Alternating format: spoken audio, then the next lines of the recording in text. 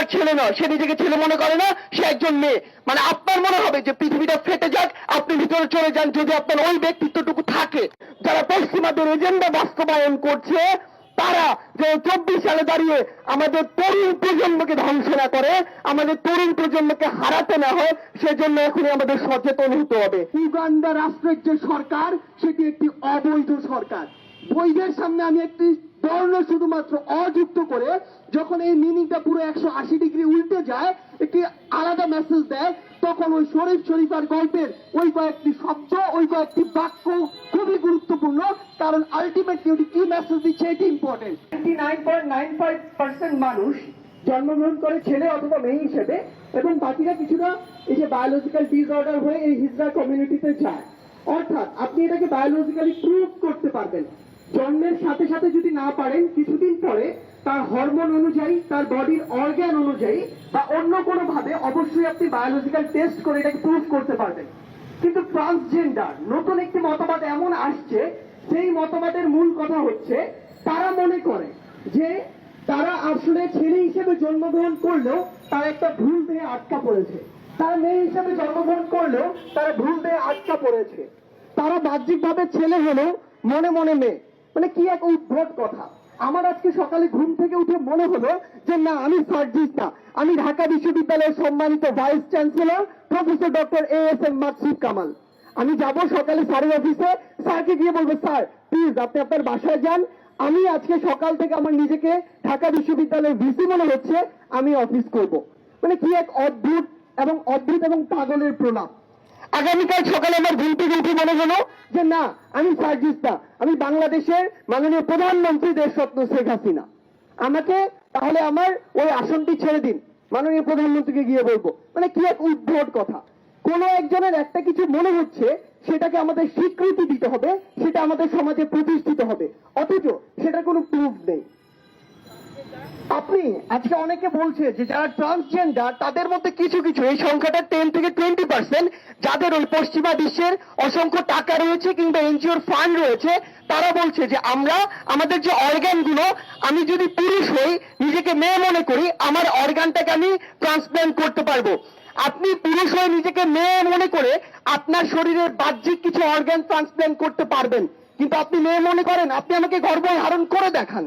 আপনি নিজেকে মেয়ে মনে করেন, আপনার শরীরের ইস্ট্রোজেন হরমোনটা নিঃসরণ হয়, সেটা আপনি আমাকে প্রুফ করে দেখান। সেটা কখনো সম্ভব নয়। আবার একজন বলছে যে আমি মেয়ে হলেও নিজেকে পুরুষ মনে করি। এই পুরুষ মনে করা, বাহ্যিকভাবে কিছু অর্গান চেঞ্জ করা, এটা আর সত্যিকারের পুরুষ মনে করা কি এক? তাহলে আপনি আমাকে দেখান যে আপনার শরীর থেকে স্পার্ম নিঃসরণ হয়, সেটা কখনো সম্ভব নয়। অ্যাকচুয়ালি এই যে বিষয়গুলো, এই বিষয়গুলো হচ্ছে আমাদের এই সমাজের সবচেয়ে গুরুত্বপূর্ণ কিছু জায়গায় আঘাত করা।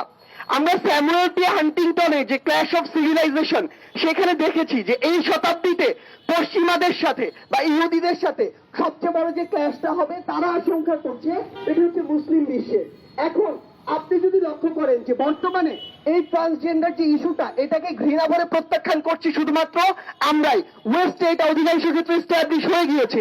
এখন এই মুসলিম বিশ্বের যে সবচেয়ে বড় স্ট্রং পয়েন্ট, সেটা হচ্ছে তার রুট, তার ইউনিটি, যেটা তার ফ্যামিলি থেকে শুরু হয়, এরপরে সেটা সোশ্যালে যায়, এরপরে সেটা জাতীয়ভাবে যায়। এটার মাধ্যমে সবচেয়ে গুরুত্বপূর্ণভাবে আপনাকে আঘাত করা হবে আপনার ওই ফ্যামিলির স্ট্রাকচারে। আপনি যখন দেখবেন যে আপনার ফ্যামিলির ভিতরে কেউ একজন, আপনার নিজের ছেলে, হঠাৎ করে কিছুদিন পরে বলা শুরু করছে যে আমি আর ছেলে না, আমি মেয়ে, আপনি এটা কখনো মেনে নিতে পারবেন না। আমরা কিছুদিন আগে একটা সোশ্যাল মিডিয়ায় ভাইরাল হওয়ার ভিডিওতে দেখেছি, ওয়েস্টের একটা ছেলে মেয়ে সেজে যখন তার বাপের সামনে আসছে, তখন তার বাবার কি হাহাকার, কি কান্না, এটা কখন আপনি মেনে নিতে পারবেন না, বিশ্বাস করতে পারবেন না। যখন আপনি দেখবেন যে আপনি সন্তান, আপনার বাবা হঠাৎ করে বলছে সে আর ছেলে নয়, সে নিজেকে ছেলে মনে করে না, সে একজন মেয়ে, মানে আপনার মনে হবে যে পৃথিবীটা ফেটে যাক, আপনি ভিতরে চলে যান যদি আপনার ওই ব্যক্তিত্বটুকু থাকে। তখন কি হবে?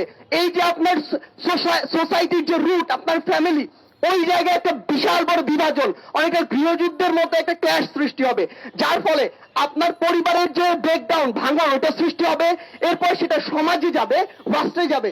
এই বিশৃঙ্খল পরিস্থিতিতে আপনি কোনোদিন ইউনাইটেড থাকতে পারবেন না, আপনি কখনো এগিয়ে যাওয়ার চিন্তা করতে পারবেন না, এবং এই গুরুত্বপূর্ণ জায়গাটাই তারা আঘাত হানার চেষ্টা করছে। আজকে আমাদের পাঠ্যপুস্তকে আমি পড়েছি ওই শরীফ শরীফার গল্প, ওই গল্পের 95 to 96% বাক্য নিয়ে আমার কোনো সমস্যা নেই, কিন্তু আমার যে 3-4টি বাক্য এবং ওই বাক্যের কিছু শব্দ নিয়ে সমস্যা আছে সেগুলো গুরুত্বপূর্ণ। আজকে কেউ কেউ উদার নাম নিয়ে কিছু লিবারেল, সো কল্ড ভণ্ড লিবারেল বলছে যে অল্প কিছু শব্দ দিয়ে আমরা একটা পুরো গল্পের মেসেজটাকে জাজ করতে পারি না। কিন্তু আজকে যদি এখানে আমি দাঁড়িয়ে বলি, সাপোজ উদাহরণস্বরূপ, যে উগান্ডার যে রাষ্ট্রের যে সরকার সেটি একটি বৈধ সরকার, সেখানে মাত্র আমি একটি বর্ণ চেঞ্জ করব, উগান্ডা রাষ্ট্রের যে সরকার সেটি একটি অবৈধ সরকার। বৈধের সামনে আমি একটি বর্ণ শুধুমাত্র অযুক্ত করে যখন এই মিনিংটা পুরো 180 ডিগ্রি উল্টে যায়, একটি আলাদা মেসেজ দেয়, তখন ওই শরীফ শরীফার গল্পের ওই কয়েকটি শব্দ, ওই কয়েকটি বাক্য খুবই গুরুত্বপূর্ণ, কারণ আলটিমেটলি ওটি কি মেসেজ দিচ্ছে এটি ইম্পর্টেন্ট। কেউ একজন মনে মনে, সে বাহ্যিকভাবে ছেলে, মনে মনে মেয়ে মনে করলেই সে কোনোদিন মেয়ে হয়ে যায় না। আমাদের সবচেয়ে গুরুত্বপূর্ণ জায়গা হচ্ছে যে আমাদের এই বিষয়গুলো নিয়ে কথা বলতে হবে, কারণ এই বিষয়টি বিভিন্ন এনজিওর মাধ্যমে এর আগেই কথা বলে গিয়েছে, বড় বড় বিলিয়ন ডলারের ফান্ডের মাধ্যমে আমাদের মাঝে ধীরে ধীরে পুশ করা হচ্ছে। আমাদের মনে হচ্ছে আদতে কিছু না, কিন্তু যখন এটা ছোঁয়াচে রোগের মতো ছড়িয়ে পড়বে তখন এখান থেকে আমাদের বের হওয়ার আর ওয়ে থাকবে না। আজকে আমাদের শিক্ষকদেরকে একদিনের মধ্যে তারা সেখান থেকে বহিষ্কার করে দিচ্ছে। এরকম জায়গা থেকে আমাদের বিনীত অনুরোধ থাকবে, যে বিষয়গুলো মন্ত্রণালয় পর্যন্ত চলে গিয়েছে, যে বিষয়গুলো সংসদে উঠার একটি প্রস্তাবনার খসড়া হচ্ছে, সেই বিষয়গুলো যেন ওইখানেই থেমে যায়।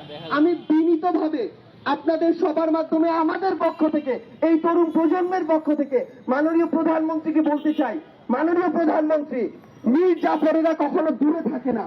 মীর জাফরেরা আপনার আশেপাশে ঘুরতি মেরে আছে, যারা এখন এমন রূপ ধারণ করেছে যেটি হয়তো আপনি বুঝতে পারছেন না।